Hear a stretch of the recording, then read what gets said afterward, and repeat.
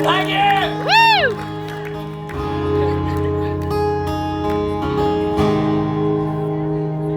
Hey, I want to do for you now. Very appropriate, I feel like. Because the guy that taught me to love airplanes is the guy that this song is about. My dad, back in 1958, he was a civilian Air Force flight instructor down in Bainbridge, Georgia. And that's about the time I came along. Cat's out of the bag now. But this guy, he meant everything to me. Something really cool happened recently. And I got to share this with a couple of my buddies. Where's Jordan? Them guys out there tonight? This old clan. Anyway, made arrangements for me to get my type rating in a DC-3. Excuse me, C-47. Where y'all at? Oh. And the other part of that. But it was very special to me because the very first airplane I ever put my hands on the control of was a DC-3.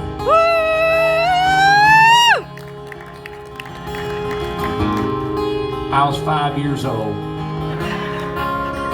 My daddy was captain on that old DC-3.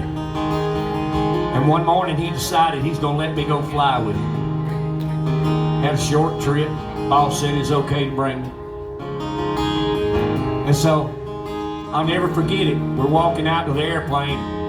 Morning's just breaking, as most corporate pilots usually know, 2 hours before takeoff. And man, he said, come on, Aaron, come on, I'm gonna do a pre-flight, come on, follow me. And I'm right behind my dad, you know. And he reaches up in the gear well and he pulls that safety pin out. And I suddenly, as he stepped back, I saw that big old tiger. And I went, oh my God, this is the biggest thing I've ever seen in the world.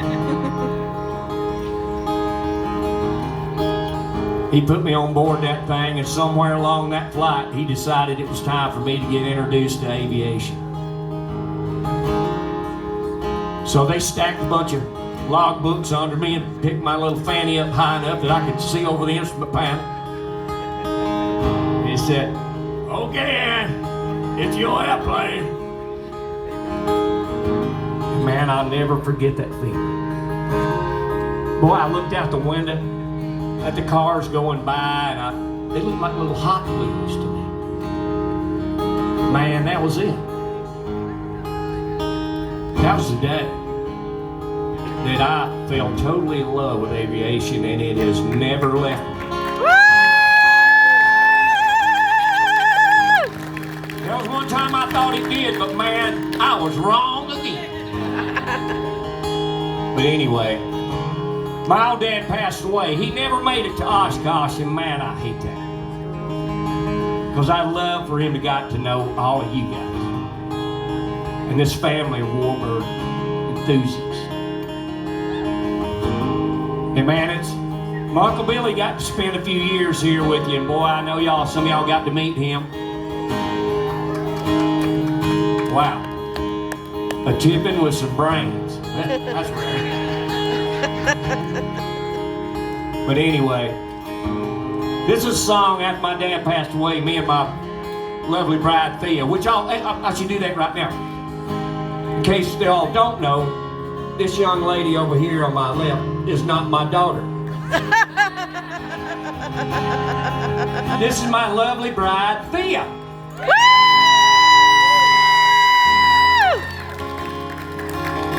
Y'all don't holler like that when I'm done singing.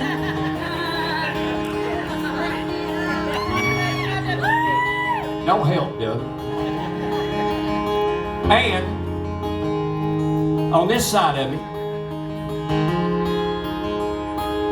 I guess the best way to say this is, I met her, and we made him. And man, that was fun.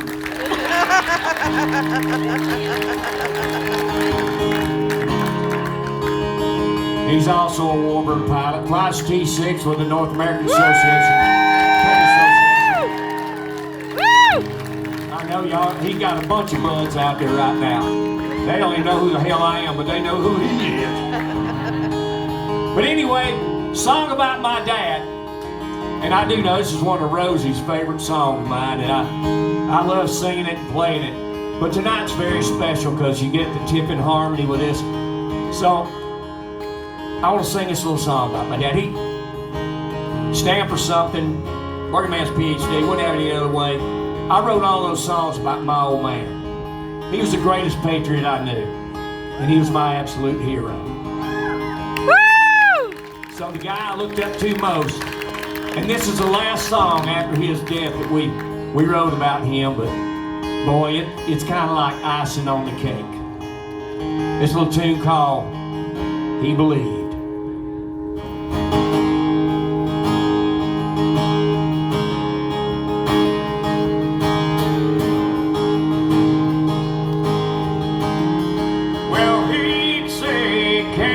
Could do nothing, and weights would broke the wagon.